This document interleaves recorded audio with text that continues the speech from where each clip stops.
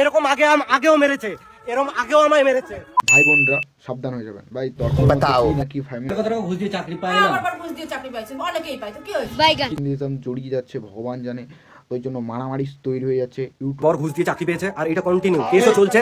এরপরে এনার বরের ফটোটা আমি অ্যাড করছি, এটা হচ্ছে এনার বর। পিএফ আছে। তো এরপরে তোমরা সব বিচার করবে, ঘুষ দিয়ে চাকরি এরকম আগেও মেরেছে, এরকম আগেও আমায় মেরেছে।